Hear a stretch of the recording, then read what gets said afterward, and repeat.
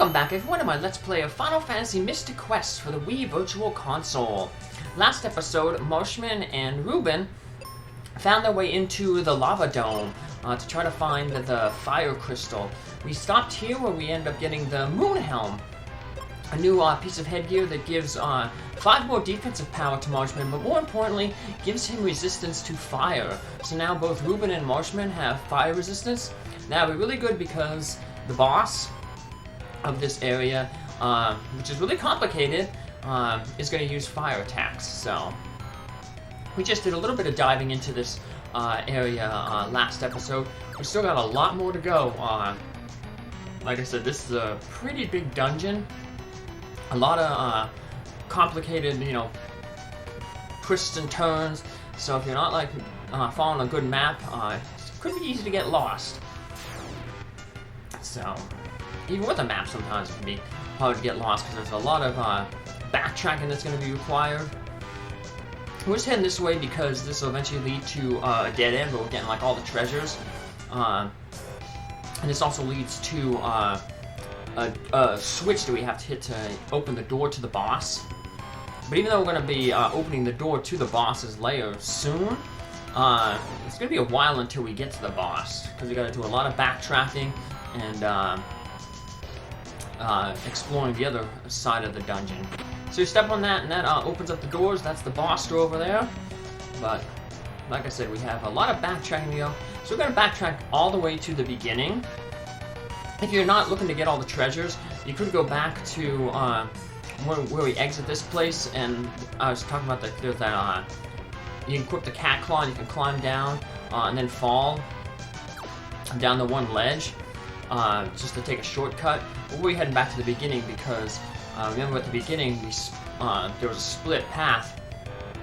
We went to the left to get the treasure. We knew we ignored the right. So yeah, we can take that shortcut if you just put the cat claw, fall down, fight that blue guy. But we're gonna go the long way, or you can just beat this ninja and head down that way. It's a slightly longer way than the shortcut, but we're going back to the beginning, which is right up there. And we're going to be heading down the right side now of the dungeon.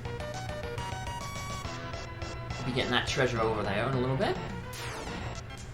The dungeon kind of loops around itself, so you'll see that screen up there where there's that little ledge, and that guy guarding. We're going toward the boss.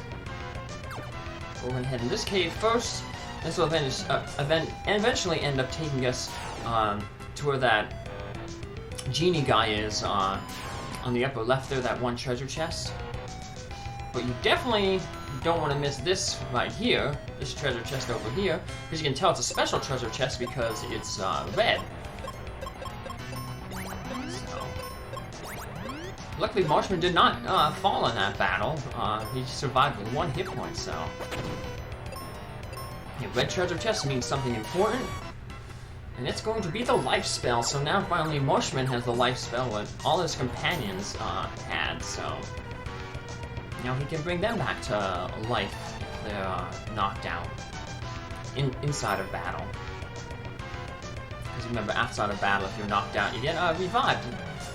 Just like Final Fantasy Legend 2 and 3. Legend 1, you had to get those hearts, buy the hearts, and they were really expensive. We had to go to a clinic first, and if you had hearts, then they could restore your life. If you didn't have any hearts, then you had to buy new hearts or just get a new character. So we got these big bars of gold here. Unfortunately, you can't interact with them, do anything with them. Can't pick them up, put them in your pocket. Can't blow them up into smaller coins to maybe go out and use. So, nope, we just have to look at them and enjoy them as decorations for the scene. They'll also become a little, like, not necessarily hazards, but they'll become obstacles that will block certain paths later on. Because there might be 2, so you won't be able to jump over them. There's some refreshers there. Claw. There's that cave we went in. Head down this way. Grab that treasure chest, and then head over to the left.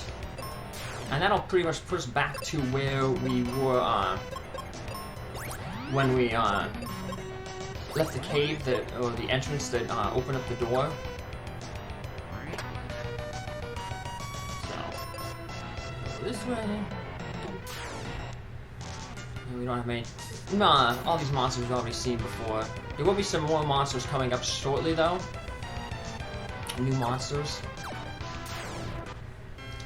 And, of course, I will show them off. Let's just save some of the Marshman's magic spells. This is where we defeated that ninja. And there's the I say you can drop down and do the blue guy. So I'll show you that. See if we just did that right there. We could have skipped all that thing, but then we would have missed out on the life spell, and you don't want to do that. You can, of course, come back and revisit certain areas. Some areas you can't, like the fall basins, that frozen area that I guess is now underwater since we revived the water crystal. It wouldn't let you go back into it, but a lot of these areas you can go back to, so it's not like a lot of stuff. Most stuff in this game isn't permanently missable. Interesting though is like some things that you can like buy. Like we bought this. We're gonna get another axe later on. But if you like don't buy this axe, the second axe, and then you get the third axe, you won't be able to buy the second axe because they only let you keep equipment that's better. You automatically equip it. Like you can never go back and use the first axe that Kaylee gave you. Like in future RPGs, you know, or more complex RPGs, I mean, there's nothing preventing you from, you know, using an older weapon. But in this game, they're always going to force you to use the best version of the weapon that you use. Yeah, you're always going to use jumbo bombs now, not going back to the Omega bombs. We're not going to use the jumbo or the regular bombs anymore. So, here's another new enemy, the salamander. Take it out, nothing too special about it. Use that. Could use some heal potions. I'm going to start using some heal potions. Yeah, just because they have a limit of 99. It's kind of like when you try to pick up you know, explosives or arrows. If you already have 99, I'll say like you can't carry any more arrows. So it's going to be similar to the healing potions. So we got 59 now. Cure potions are at 70. So I might have to dip into our inventory eventually later on, just so we have room for treasures to get the treasure. So yeah, see, even without like going back and refarming all these brown chests to reopen, you're pretty much gonna, you know, you should be close to maxing out your items. And we are getting a lot of good experience in here. Surprisingly, even though Marshman now is 2 levels higher than Reuben, he won't be equal to Reuben's hit points until he gains another level. So, and some of the characters are different, like Phobia apparently, her hit points are lower, like level-wise. Kaylee's are equal to Marshman's. I guess this adds a little bit of individuality to the characters. It gives them better, more descriptive of their job classes, sort of. Like Reuben's a pretty much straight fighter, so he's going to be more bulky. He's going to have a little bit more hit points, lower levels. Phobe's more of a squishy mage archetype, so he'll have less hit points. Kaylee's kind of a mixture of like a paladin almost. She has white magic and attack power. So we'll just take all these enemies off screen, including that ninja to the lower left there. Finish them all off there, so I do it all at one time. The capture, which is good because the capture card started messing up, and I was able to restart it here when I stepped out of the thing. So I was able to just do a quick stop here and restart. And thankfully it didn't mess up anymore. Now this is totally optional to go up this way. You don't have to fight that ninja because this is just a dead end here. But like I said, I want to take out all the enemies and get all the treasures. You know. So there's our door that we want to go to where the boss is, but... And if for some reason you have like a bunch of stuff you don't have the exit spell and you need to get out of here because you run out of resources, you can just climb down that little gap there, fall down, and then over to the left is the entrance. Like I said, the screen wraps around each other, so the left goes to the right goes to the left. So it's one way to get out. Luckily, this dungeon, when we finally finish off the boss, there'll be an exit, so you won't have to backtrack all the way through this dungeon. Like some of the previous dungeons, like the Ice Pyramid. You won't have to do that for this one here. Of course, by this time we already have the exit spell. If you've been doing all the battlefields, you will have the exit spell too. All the salamander monsters. I do take a little bit of a wrong turn here, but it's not really. The good thing about like no random encounters in this game is that you know, once you clear out all the enemies, if you do have to backtrack, you find yourself going the wrong way, like I do in a little bit here. You're not really going to be punished for it because you've already cleared out the enemies. Whether role-playing games, if they have random encounters, you'll never clear out all the enemies because it's just a random chance if you run into enemies. So yeah, there's where the gold is starting to come into, you know, like a block, an obstacle, because you can't jump over two at a time, so you know, take the long route. And then there's that one right there blocking the intersection. You can't do like an L turn, an L jump like a knight in chess. So you gotta go around the long route, fight a few monsters. And I should have took a left earlier, but like I said, I ended up going to right first. I'll notice that I missed the treasure chest, so I'll turn around and get it. Luckily the game is nice and let you see that you missed the treasure chest. Because the way you want to go, there's a treasure chest down there that we missed. So I was like, oops, better go back and get it. And there was also an enemy down there like hanging out, so another clue that, oop, I missed something. But like I said, with no random encounters, it's just, you're not really wasting resources, just a little bit of time. Jumped over here first, come down here, get this treasure chest, and then there's that one treasure chest at the beginning that we saw. It was just hanging out by itself. That one is, whatchamacallit, along this path then too. So there's another item on the very right there, the one that had 24 in it, the refresher. I don't think I ever explained what those do, because they're kind of pointless as an item. Basically what a refresher does is if you get hit with certain things in battle, sometimes it'll, you know, an enemy will hit you with an attack and it'll say like attack down, or defense down, or magic down. What the refresher does is it removes those negative buffs, those debuffs on your character.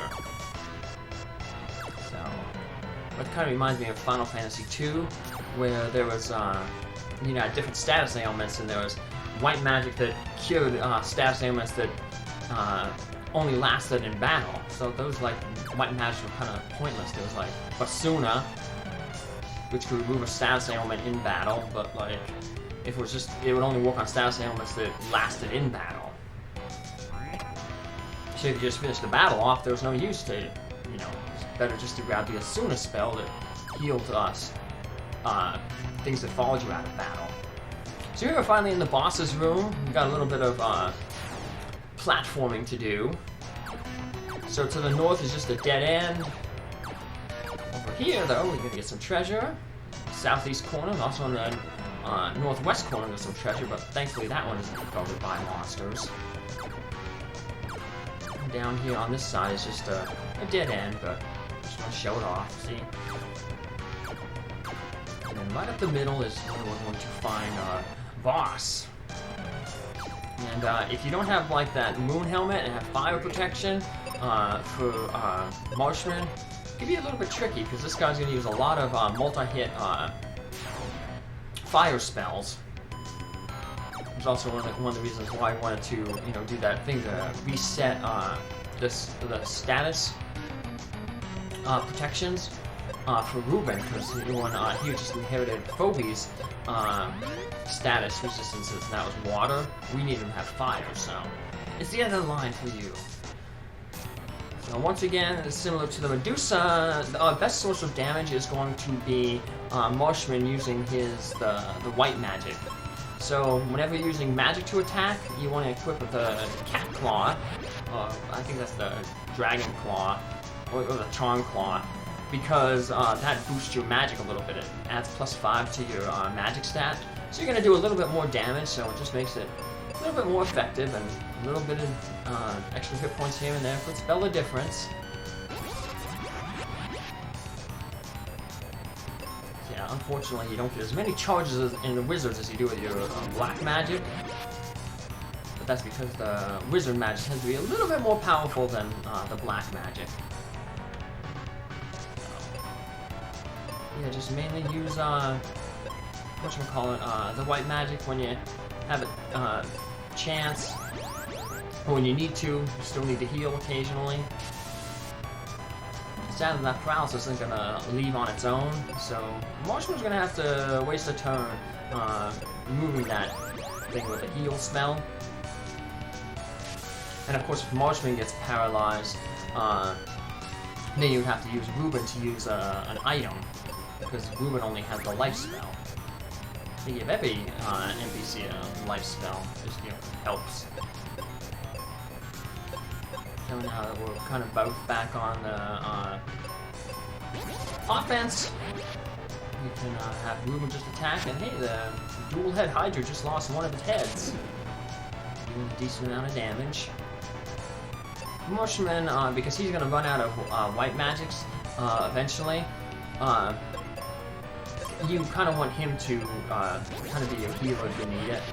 I'm only using Reuben to heal right now because Marshman was busy casting the white spell.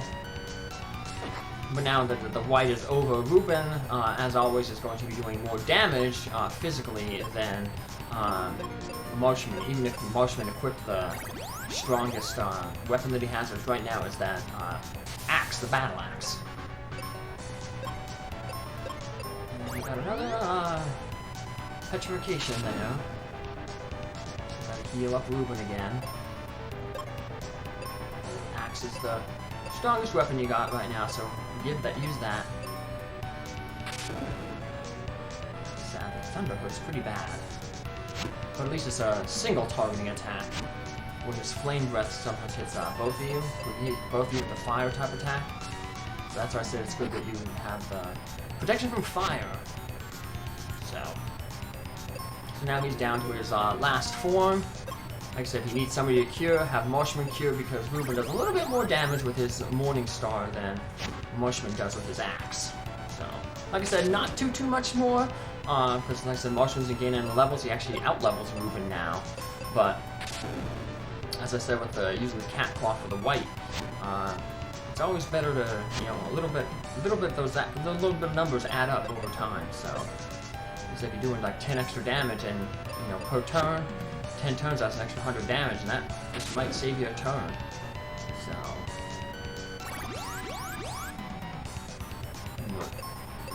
luckily the, you know, once you have the fire defenses,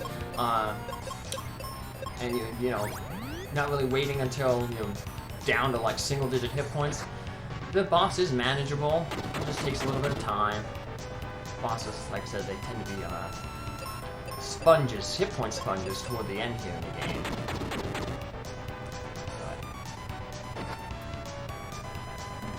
Just using some Mega Bombs up. And we have defeated the dual-headed Hydra. And with that, we have restored the Fire Crystal. That's 3 of the 4 crystals. All we have left is the Wind. Luckily, we're going to get some information on where to find the Wind Crystal and what to do with the Wind Crystal. But just like the other crystals, once the light has been restored, we want to pick up the treasure chest that's near them, because that's going to contain the coin that we need to open up the new area in the focus tower. So Reuben says, hey, I heard there's something about Windia. We're like, where's Windia? It's the southeast of the focus tower. So luckily we can get a shortcut to the focus tower. The volcano erupts, spits out some lava, and it clears out part of the mountain there. And it takes us to a new battle zone. And that battle zone is really, really annoying. I'm going to do the first 9 battles off screen and then finish it off in the next episode. But that one's really, really annoying because it has guaranteed unexpected attacks. But we'll see that in the next episode. Take care, have a good one. Thanks for following along.